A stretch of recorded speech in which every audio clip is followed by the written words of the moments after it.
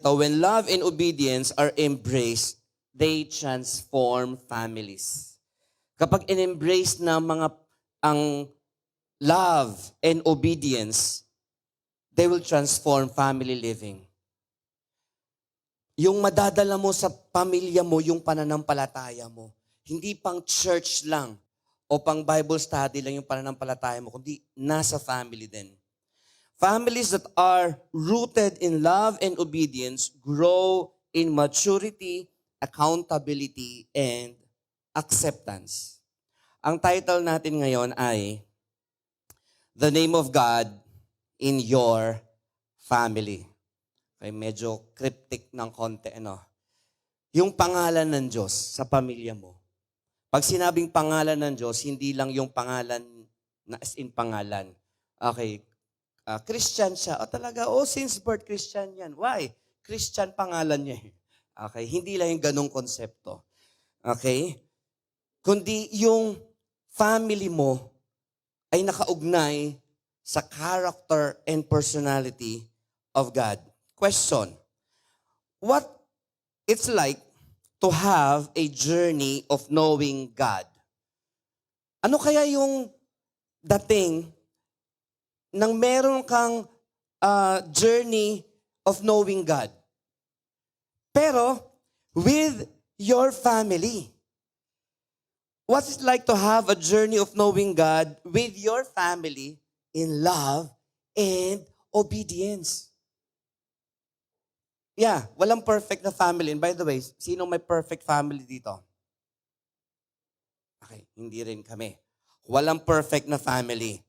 Pero merong tinatawag na growing family, maturing family, progressing na family. You see that?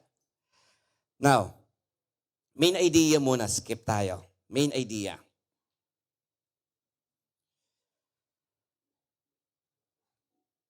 Discovering the personality and character of God is like discovering the personality and character of your loved ones.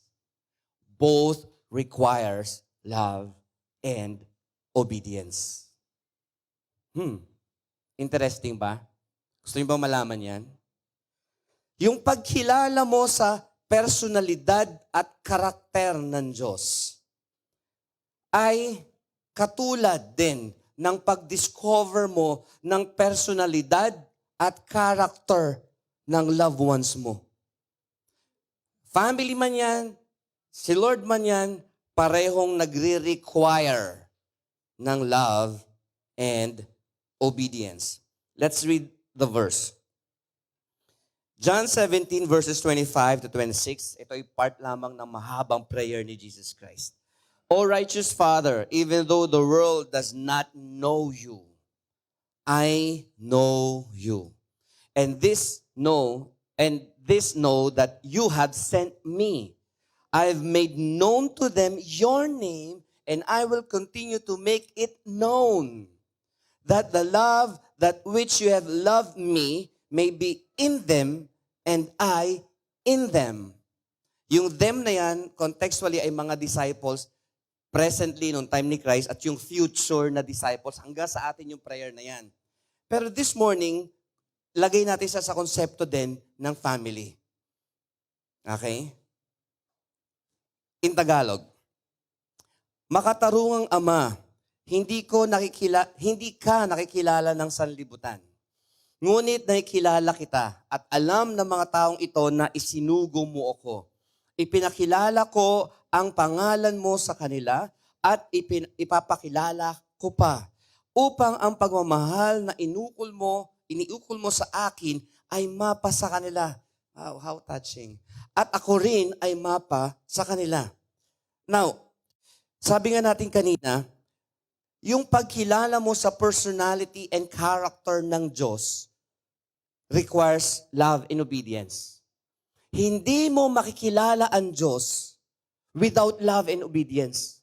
Kahit na umattend ka more than 52 times a year ng church, unless na nadidiscover mo ang personality at ang character ng Diyos, hindi mo talaga ma-experience ang Diyos as He is. Kaya nga, ang daming religion sa buong mundo. At bawat religion ay nakatingin kung nasusunod mo ang mga patakaran o hindi. Pag mas nasusunod ko ang patakaran kaysa sa'yo, mas banal ako kaysa sa'yo. Is that it? Yun ba talaga? Mas madalas ako sa church kaysa sa'yo, mas banal ako sa'yo. Totoo ba yun? Okay? Katulad ng, simulat nyo sa verse na una, sabi doon, makatarungang ama, hindi ka nakikilala ng sanlibutan. Si Christ ang salita niya na. Sa ngayon ba nangyayari pa rin yon? Tingnan niyo po. God is so much misrepresented, misexplained, and misquoted. Example lang. Bakit yung Diyos sa New Testament mas mabait sa Old Testament? Kasi sa Old Testament, patay ka agad. Sa New Testament, love, love, love, love. Kaya maraming mga churches o mga sasabing Christian, ayaw sa Old Testament. Kasi malupit daw ang Diyos sa Old Testament. Meron kang hindi alam, kapatid, if you're saying that. Just like with the fathers. Okay. Excuse me sa lahat. Medyo fathers muna ang papansinin ko ngayon. I've talked with so much fathers. At father din ako. Ang mga tatay, kadalasan, ay misunderstood.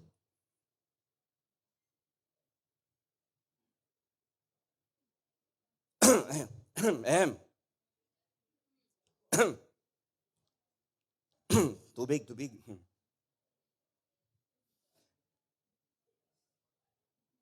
Pag ang tatay, umakto na as tatay, disciplinarian, most probably, misunderstood siya.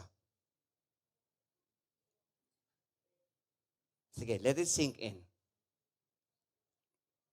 Pag ang tatay ine-explain ang sitwasyon without much feelings, yun ang kulangan natin, misunderstood na ang tatay. Pag ang Diyos nag-explain ng love, love, love, wow, love ko si Lord. Pag nag-explain na si Lord ng commandments, Lord, ang higpit mo naman. You see, misunderstood. Kung na may misunderstood ang Diyos bilang tatay, how much more pa kaya ang tatay na totoo? I'm standing here not just as a father, kundi as God's representative, Him as Father. You need to know God as Father. Don't believe na Jesus Christ is enough. I'm not against Jesus Christ, alam niyo yan. Pero don't sing with me, Christ is enough for me. No. Meron pang Father, may Holy Spirit pa. 1/3 lang ang okay na sa'yo. 1/3 ng package okay na sa'yo. Aba, don't be. Sabi ng Bible, I am the way, the truth, and the life, sabi ni Christ. No one comes to the Father except through me. Tapos Christ is enough for you? Think again. Tuloy tayo. Ang ating keyword is Father. Supposed to be yung topic ko na to ay next week. Pero nag-rumble kami mga pastor sa schedule. That's why napunta ako ng 3rd. Supposed to be 4th ako. Okay, si Pastor RJ supposed to be 2nd. Naging si Doc. At si Doc supposed to be a 3rd. Naging ako. So nag-rumble kaming 3. And I was flattered in a sense na, talaga? Father's Day pala ngayon. Father. Ano ba ang pag sinabing Father? Did you know, sa Islam, never na nagiging Father ang Diyos. Sa ibang Christian branches, maski hindi Diyos ay Father din ang tawag. At minsan may holy pa nakadugtong. Misrepresented, again, ang Diyos ay misunderstood. Listen here, mga kapatid, listen here. Tonight, this morning, naiwan ata ako na schedule ko. This morning, uuwi ka ng may in love on another level sa Diyos Ama. He is my Abba Father. At magkakaroon ka ng fresh na understanding din, even sa mga tatay. Okay, mga tatay, mamaya usap tayo. konting huddle tayo ng konti. Mga 5 minutes and 2 hours lang. Sa Tagalog, ang tatay, o ang father ay ama, tatay. Ngayon, sa generation ng mga anak ko, naging papa na, naging daddy na. Pero noon, tatay lang ang tawagan eh. Di ba? Tatay lang. At mas luma, ama. Ama, si ina. Di ba? Sa Bible, ang Diyos, bukod sa Father, okay, ginamit ni Christ yung word na Abba. Okay, hindi yun yung grupo noong 1970s, ha? Yung word na Abba is so personal na may mga tao na ayaw gamitin sa Diyos, pero si Christ, ang saya niyang gamitin. Amen ba? Amen ba? And this morning, yun, mahabang topic by the way pala ang knowing God as Father. Okay? Pero this morning, igudugtong natin siya sa relationship natin with our fathers and especially with God as Father. Now, how to journey with God and your loved ones in love and obedience. This time, mga tatay, isama natin yung mga nanay at mga anak natin sa journey. You must bring your family to church. Don't go to church na naiiwan ang pamilya mo o ikaw ay naiiwan.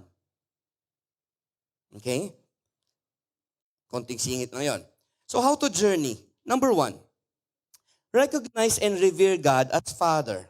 Tingnan niyo po yung verse. Ang sabi doon ay, righteous Father, even if the world does not know you, I know you. Tingnan niyo yung word na know, balikan natin yung verse. Ilang beses binanggit doon yung salitang know or known. Tingnan niyo. Sabi doon, O righteous Father, even though the world does not know you, 1, I know you. And this know that you have sent me. I have made known to them your name, and I will continue to make it known, that the love with which you have loved me may be in them, and I in them. 5 times. Si David, nung siya ay nakipaglaban kay Goliath, words niya rin yung salitang no. Sabi niya, you uncircumcised Philistines. Ang ganda sa English, no? Tagalogin nyo. Okay?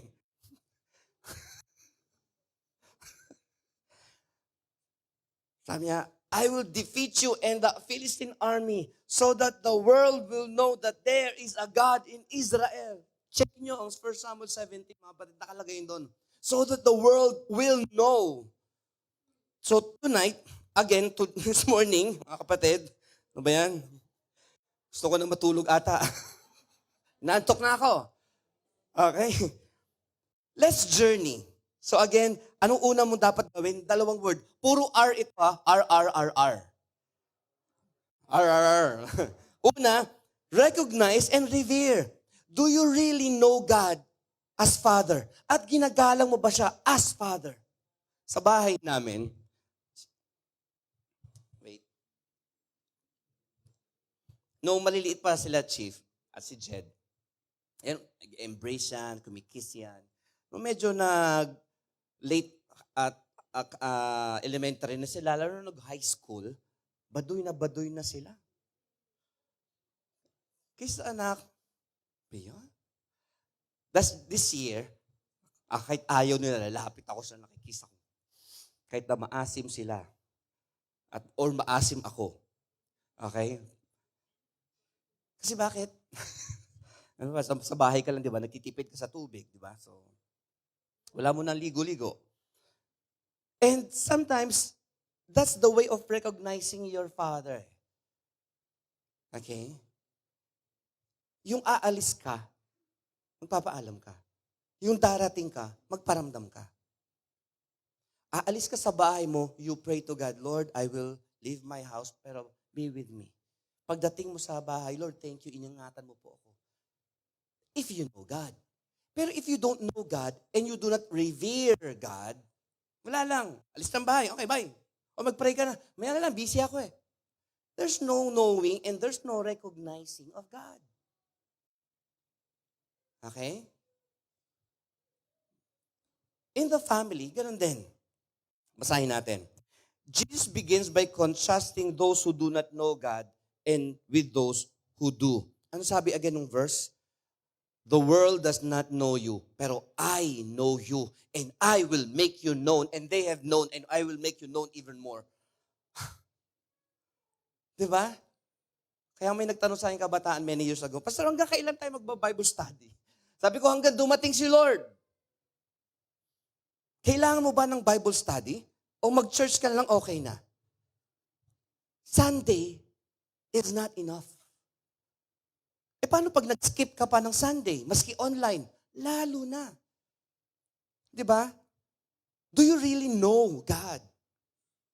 Amen?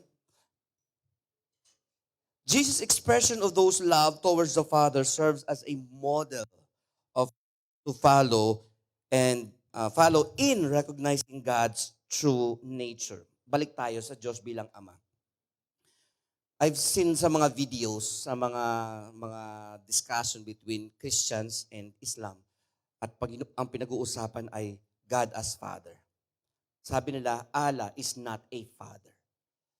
In the Bible, sabi ni Jesus Christ, your Father in heaven. In Matthew 5, 6, and 7, around 15 times, kung di nagkakamali, binanggit ni Lord Jesus Christ yung Father. Isama mo yung buong Matthew, nako, lalo na. Bakit ganun? Bakit in a world na problemado ang mga families, bakit dumating si Christ as inintroduce ang Father o ang Diyos as Father? Kamusta ang mga fathers sa panahon ngayon? Yung mga fathers, kamusta? Pastor, paano baka kamustahin yung fathers? Like this, how do you treat your family? How do you give time to your family? Aray ko, parang sapul ako dun Okay? How do you love your family? Pag sinabing father, hindi mo pwedeng iwala yung word na love. For God so loved the world. Sinong God yun? It's God the Father that He gave His only Son. When you are a father, talking about God the Father, hindi niya mapigilan ang sarili niya na mahalin ka. Kasi bakit? Sabi sa John, God is love. Hindi siya yung arali ko, paano ba magmahal? Hindi. Siya yun. Siya yung love. Siya yung character and personality of love na kapag lagi mo siyang kasama, hindi mo mapigilan ang sarili mo, kundi i-absorb yung love na yun. And then that same love, kung ikaw ay tatay, that the same love na ibibigay mo sa mga anak mo. Kung ikaw naman ay husband, yan din ibibigay na love mo sa misis mo. Okay? Kahapon, nasa kasalan po, kami nila Jonah, nila, ano ba kahapon? Ayaw nga pala, Marvex pala kahapon. Okay. Pakibigyan nga akong kalendaryo. Mukhang na iba ng kalendaryo ko. Last Friday, nagpunta kami sa somewhere Mandaluyong. And then we held a wedding ceremony. And sa lahat ng wedding ceremony na ginawa ko, first time na yung call to worship na part ay naging worship talaga. Okay, so shout out kay Josh at kay Cha. Yan, yun. At ang kumanta doon ay yung worship team natin. Okay, si Jonah, si JJ, at si Sang. Wow, palakpakan natin sila. Imagine niyo to, kasal. And then may 10 minutes no worship. Ano yung mga songs? Goodness of God. Ha? Been so good. Parang tatlo ata yun. Dalawa lang. Sorry. Okay. And I was bowing down, closed eyes, pero parang natempo ko na, sige, tumingin ako sa crowd. Tingin ako sa crowd. Not all of them ay nakapikit, pero halos half ay nakapikit at nakayuko. May iba pang nakataas ang kamay in a wedding. Now, sabi ko kay Cha, nung pinag-uusapan namin yan, at kay Diyos, mga 3 months ago, sabi ko, ako payag ako dyan. First time na mangyayari yan. Sa history ng kasal na ginawa ko at sa nakita ko, wala pang gumagawa yan sa natinan ko or even ako. Go tayo dyan. Sure ka ba dyan? Opo, Pastor, gusto namin may worship time. Sabi ko, wala akong against yan. Wedding, pero may worship. And you feel the presence of God pa rin mga kapatid. Okay? Pero wedding pa rin siya. Pero that is one of the most energetic na wedding na ramdaman ko na parang, ay, kaya nga, may kausap ako after nung ceremony. Sabi ko, bro, uwi ka pa. Oo, uwi kami ng Pampanga. Bukas, Pastor. Mag-church ka muna. Oo, bukas. Sabi niya, ay, Sabado, Pastor. Ay, oo nga pala. Sabi ko sa linggo, ay, hindi makauwi kami ngayon. So, nakalimutan ko na yung day. Kala ko Saturday na yung araw na yon. Okay, at even, may kausap nga ako na, uy, may church ba ngayon? Okay? Kasi pag may maganong activity, it's usually Wednesday or Saturday or Sunday. Now, where is God there? In a wedding setting na hindi naman lahat ay know God and revere God, we let them feel God. You don't worship God? No problem. 10 minutes lang to. Okay? Hindi mo feel? Don't worry. We feel it. Okay? At awkward sa tingin nyo? Don't worry. Hindi kami awkward. Okay? It's us delivering the presence of God. It's us letting them know na ito yung God. God is good. And God, you can feel the presence of God. Now, I don't know sa puso ng lahat ng mga nandoon. Pero it's one thing. That's why pag Sunday, pagka worship, pagka time na may gathering ng worship, you should, kapag samantalahin mo. Of course, iba pa dyan personal. Samantalahin mo rin yan. You should know and recognize and you revere God. Okay, next. Reassess your approach to God as relational, not transactional. Oh Lord, meron akong 10 minutes, be sure na dumating ka agad. Okay, may lakad kasi ako mamaya. So be sure, Lord, na nandito ka na. That's not relational. Pag nakipag-usap ka sa anak mo na problemado, o sa misis mo, o sa mister mo, orasan mo ba? Tapos umiiyak siya, ay sorry, tapos na ang 10 minutes, exit na ako. Hindi. Pag sinabi mong relational, mahaba man yan, o maiksi man yan, matagal man yan, o mabilis man yan, you're there. Same is true with God. Pag inoorasan mo ang Diyos, that's transactional relationship. That's Sunday Christianity. That's boring Christianity. Okay? Marami na at million-million na ang merong ganyang relationship with God the Father. Transactional. Morning, kay Lord ako. Sa hapon, iba na yan. Okay? Pag may time ako kay Lord, may time ako. Pero pag wala akong time, hindi ako attend. Kasi wala akong time. That's transactional. Pero ang relational, available ka o hindi ka available, available ka dapat. Busy ka o hindi ka busy, dapat you're available. Kasi that's relational. Si Jesus, hindi niya inuorasan ang God the Father. Yung mga tao, inuorasan siya. Now, huwag kayong mag-alala. Hindi ko sasabihin na, huwag niyo ko orasan hanggang alauna tayo. Hindi kasama yung ngayong umaga. I mean, sa iyong everyday relationship. Through Jesus' example, we see that the gateway to real knowledge of God as Father is laid with the stones of love, creating bridge to genuine intimacy as with your family. Kung ano treatment mo sa family mo, yun ang treatment mo sa Diyos. Kung anong treatment mo sa Diyos, yun ang treatment mo sa family mo. And you cannot find any other good and spiritual and perfect model ng pagiging tatay except God the Father. Okay? Next. Commercial po mga kapatid. October 22, 23, and 24, first na convention ng UVCC.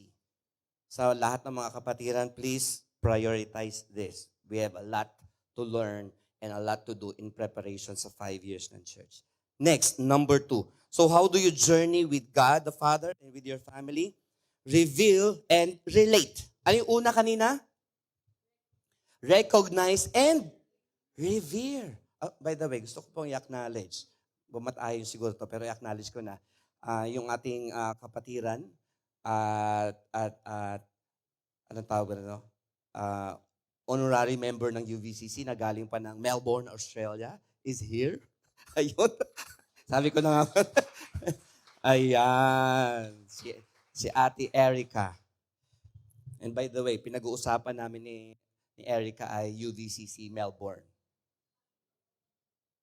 Sabi ko, sige, pag-usapan natin yan sa convention in the next 5 years. Okay, what God will do. Okay, reveal and relate. What is reveal and relate? Ikaw din mismo, i-project mo ang God the Father even though you are not perfect. I am not perfect, pero i-reveal mo ang God the Father. Amen? Amen po ba? At hindi lamang i-reveal, i-relate mo rin siya. Basahin natin. Jesus desires to make the Father's name known to His disciples.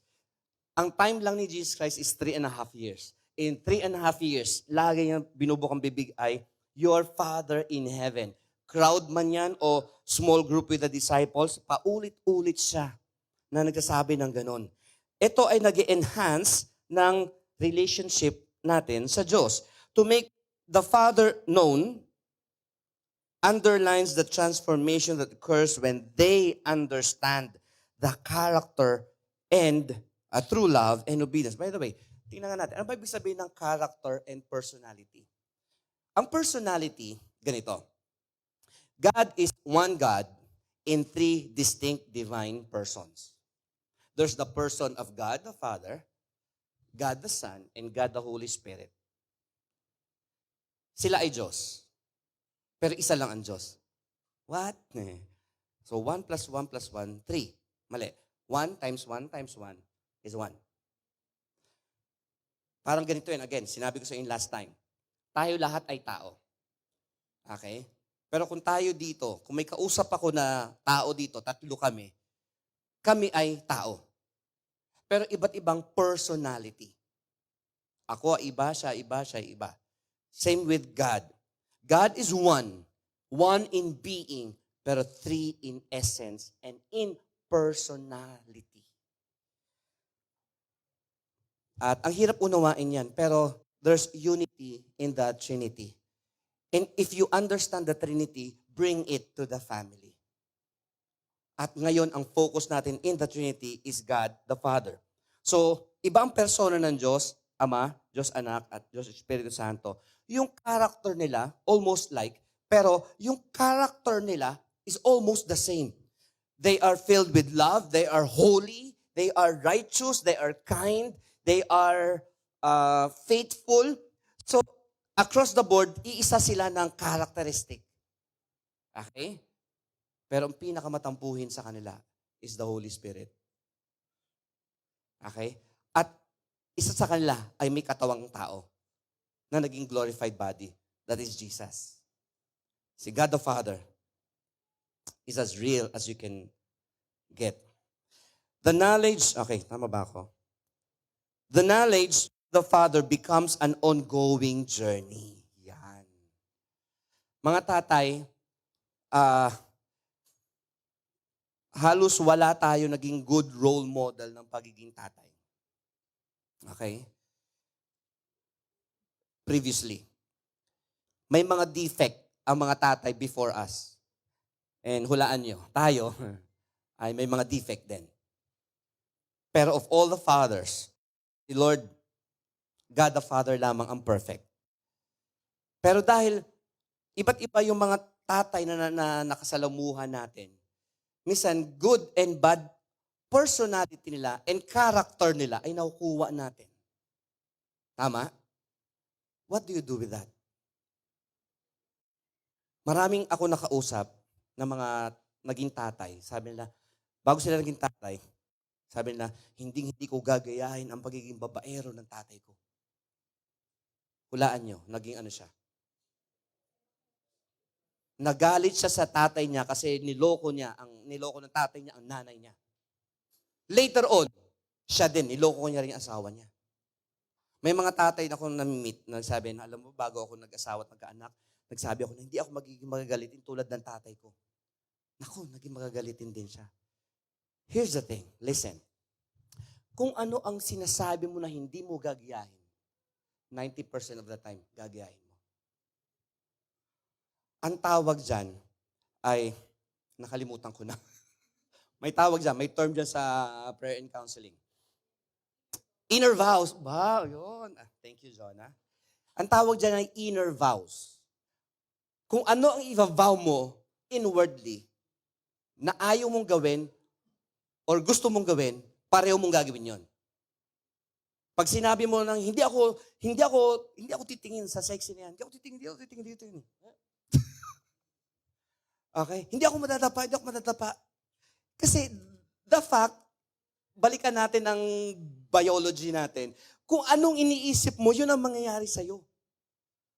Kadalasan. At kung saan ka ingat na ingat, yun ang nangyayari sa'yo. Pag inisip mo na, hindi ako magkakamali ka. You reverse it. I will do my best. Yung best ang magagawa mo. Diba? Sa mga tatay, iwasan na natin magsabi, hindi ko gagayahin ng tatay ko kasi ganito siya, yung bad niya. Okay? Sabihin na natin, gagayahin ko yung good na lang ng tatay ko, ganito. Huwag mo nang i-mention kasi pwede kang lokohin ng puso mo na parang feeling mo, wow, righteous yung tatay ko kasi ayaw niyang gayahin yung nanay ko tuloy, yung lolo kong babaero. Pero, that person sees himself na ginagaya pa rin yung ayaw niyang gayahin. Kasi nakafocus siya doon. What's your focus ngayon? Okay? Fathers must have yung non-negotiables. Okay? Ano yung mga non-negotiable? Quality time with your family. Okay? How good are we at that? Okay? You grow with your family. You grow with your wife. At sabi ko nga kanina, ang struggle natin, at across the board ito sa mga tatay. Kung nami-misunderstood ang tatay sa langit, ikaw din ay may misunderstood. Kaya huwag kang magalit pag na-misunderstood ka. Ang gawin natin ay tanungin natin, ba't hindi niya ako maunawaan? Ba't hindi ako maunawaan ng misis ko? Tama naman ang sinasabi ko. Oo nga naman, tama naman. Pero ba't di niya ako maunawaan? Nasa Bible din yan. Di ba? Ini-explain ni Christ ang Father, ito ang tatay, ito ang Diyos Ama, ito ang Diyos Ama. Sabi niya, and, tingnan niyo sabi niya, huwag niyo nang isipin na I will ask on your behalf.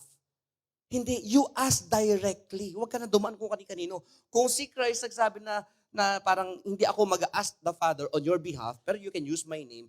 So, ganoon din yan. Maski yung nanay ni Christ, huwag yun ang gamitin para humingi ka sa Diyos Ama. You can go directly. Ano sabi ng verse?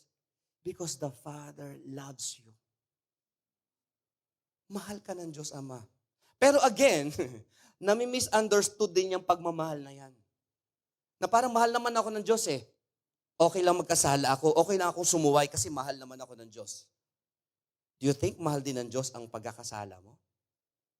Do you think na pag every time na ikaw ay sumusuway, ay natutuwa ang Diyos? O isang tabi na natin yung hindi siya natutuwa. Every time na tayo ay sumusuway sa Diyos at ninineglect mo ang Diyos, yung time mo with God, dahil busy ka, maraming transaction, maraming kaabalahan, maraming dapat gawin sa buhay. So you set aside God. Hindi kaya nasasaktan mo siya. Kasi meron siyang character and personality. Hindi siya tuod. Okay? Hindi siya tuod is yung dry na tree na pinatigas at lagyan ng halaman. May feelings ang Diyos. You can make Him happy, you can make Him sad. Ang mga tatay may feelings din. Amen ba, Mark J? Diba? Pag nilalambing ka ni Jonah, whatever man yon, diba? Parang feeling mo. Diba? Ito again, gamitin ko ulit yung illustration. Ang mga lalaki, especially mga husband, pag naglalakad tayo, bago natin maging misis yung mga misis natin, talagang sobrang alalay tayo, di ba? Di ba? Parang may lamok. May langaw. Okay, minsan pag-aasawa na, bagalan mo, gusto mo. Okay, ginaganon minsan. Humingi tayong tawad sa Diyos, mga kapatid. Pero here's the thing. Hindi alam ng mga misis natin na malalaman nila ngayon, o maaaring alam na nila, na kapag naglalakad kayo ng sabay, amen ba, Sir Mike? At ganyan ang lakad ni Sir Mike. Lacoste. Lalakad niya. At biglang humawak si Ate Minda sa braso ni Sir Mike at talagang gumanon. Yung lakad ni Sir Mike na ganyan, bigla naging mas naging astig siya. All because humawak si Ate Minda doon. No, tell me that's not true, mga kalalakihan. Diba? Minsan na sinasabi ng mga women, excuse me, women, matanda na tayo, wag nang ganyan. Diba? Saang rule na kapag matanda na, hindi na pwede maglambing yung mag-asawa? Okay? Siguro wala na yung kilig. Pero there should be the intimacy, whatever that means. Sa Diyos Ama, balikan din sa, okay, pag-anong-ganon ako. With God the Father, isang word ang ginagamit ko madalas to picture yung pagiging invisible ng Diyos para ma-picture natin, ma-imagine natin. Ang lagi ko sinasabi in prayer ay, Lord, akapin mo po yung tao na to. O akapin mo po ako. Iba kasi nagagawa nung yakap eh. Did you know, with no words, yakapin ng tatay yung kanyang anak? Okay? Huwag lang kung sino-sino ha. Yung loved ones mo, yakapin mo, without saying a word. Did you know, ang tindi ng mensahe niyan? Tingnan mo yung father do sa prodigal son. Nag-prepare ng script yung anak na, Ama, hindi na ako karapat-dapat, gamer lang akong alipin, blah, blah, blah, basta makakain lang ako. Anong ginawa nung father? Nung dumating siya, palitan ng ano to, okay, inakap niya. At palitan lagyan ng singsing, lagyan ng bagong robe, sandals. Without, kumbaga, hindi niya na pinag-explain yung anak niya. Anong meron dun? Yun na nami-miss out ng maraming fathers dahil mga macho tayo. Dapat din na tayo umaakap sa mga anak. O sa misis. Paano kung ayaw kong akapin? Hindi ka akapin mo pa rin. Diba? Paano kung wala siyang time na akapin? Akapin mo pa rin. Tingnan mo, wala kang time sa Diyos, pero may time ba ang Diyos sa'yo? Ang tiyaga ng pag-ibig ng Diyos. Diba? Mas madalas pa ang patak ng ulan sa summer kaysa sa pag-attend mo. Pero faithful si Lord sa'yo every second of the day. Diba? Unfaithful pa tayo, marami tayong kakulungan at marami tayong mga alibis, mga dahilan at kung ano-ano mga reasoning. Pero ang Diyos, hindi siya nag-reason out na, sige, pag may time ka sa akin, tsaka lang kita mamahalin, tsaka i-bless. 1 second lang ng buhay mo, nineglect ka ng Diyos, patay ka, patay ako. That's how faithful God is. Ang tanong, listen very carefully. Hanggang kailan mo i-reject? That's the 5th R, negative. Hanggang kailan mo, once in a while, i-reject ang the love of the Father? Hanggang kailan mo sasabihin sa Lord na, Lord, busy ako eh. Sensya ka na ha. Lord, kasi ang hirap ng ganito eh. Lord, may bayarin kasi ako. Sensya ka na ha. Those words are words of rejection. Di ba? Kapag naglalambing sa yung anak mo, tatay ka. Baliktarin natin konti. Naglalambing sa yung anak mo, baga matihingi. Tumigil ka nga dyan, lalambing ka lang, paghahingi ka. That's rejection. Mga misis, pag inaakap ka ng mister mo, tapos tinutulak mo, that's rejection.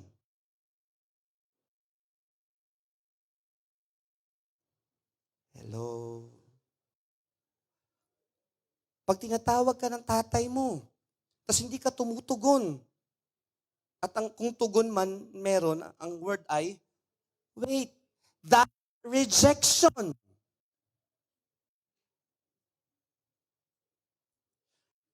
Yung nasa time ka ng pag-worship at nag-cellphone ka, that's rejection.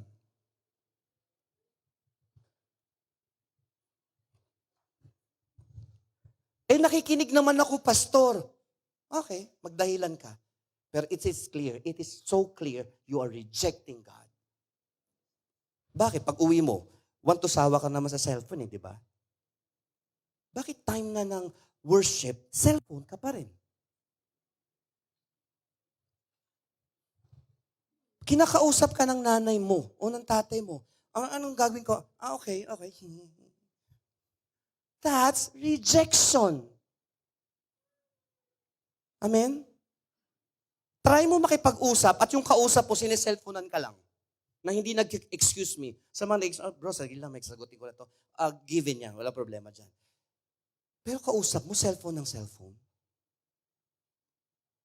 Tapos kakain kayo sa table, naka-cellphone yung, or naka-tablet yung kausap mo. That's rejection. Mayroon kang sandamakmak na oras sa cellphone, pero Bible study, wala kang time. That's rejection. Okay? Kasi busy ka. Okay. Pero did you know, even if you're busy and you're rejecting God so many times, God will not reject you. He will constantly love you, even if it hurts. Sometimes, gusto nating mahalin yung tao na nagmamahal sa atin. Pero ang Diyos, mahal ka niya, maging sinuka man. Sabi mong sa katabi mo, mahal ka ng Diyos, maging sinuka man. Diba? I mean, I've learned my lesson, mga kapatid. I've learned my lessons sa mga ganitong relationships. And I'm continuing in this journey of knowing God as Father. Kasi ang dami ko pa rin kakulangan sa Diyos. Yeah. Sometimes when needs arise, ayun. And sometimes, I reject my family in the name of ministry. And I've learned my lessons. And sometimes, I reject ministry because of my family. Hindi, pastor, family una, kaya okay lang na hindi mag-church. I'm praying, dumating kayo sa punto na you will have this 4R. You, what? Help me? You recognize, you revere, you reveal, and you relate with God. Nagmamature ka. Okay, palpak ako previous years. Iwanan natin yun. Learn from those things. Don't live there. Pero ngayon, look at the future. Look at the future. I'm praying, even though sa mga nasa online na mga kapatiran, na nasanay sa online lang, please come to church. Come to church. Kung talagang mahirap, maunawaan natin yan. Pero what I'm telling is, we need the maturity and the growth. Going back sa mga tatay, we are misunderstood so many times. Huwag tayong magtampo. Tanungin natin sa sarili natin, bakit ako nami-misunderstood? Kung maganda ang punto mo, bakit ka nami-misunderstood?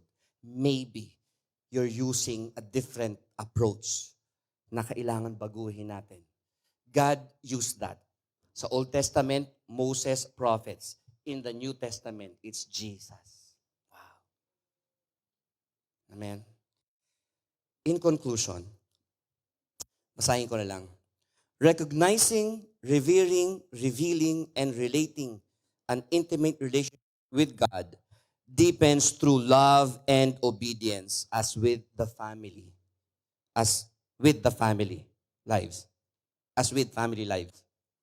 Understanding God's personality and character will surely inspire believers to trust God more, live out your faith more, even in everyday situation. Amen. Kaya ngayon, kahit sa panahon na kung saan ang UVCC, we are expanding, we are not seeing usual people here on a regular basis. Kasi bakit? May kawayan tayo, meron tayong Muntalban. Pag may time na may Muntalban, you see, walang mga taga Muntalban halos dito or San Mateo. Ngayon, walang mga taga may kawayan kasi meron sa may kawayan. So, minsan nakaka-feel tayo ng parang, ba't ganon? So, let's bless one another with giving our attendance sa church to encourage one another, even the way na in-encourage tayo ng God, the Father. Let's pray. Heavenly Father, in Jesus' name, salamat po sa iyong katsagaan sa amin. Thank you, Lord, sa hindi mo pagpatol sa mga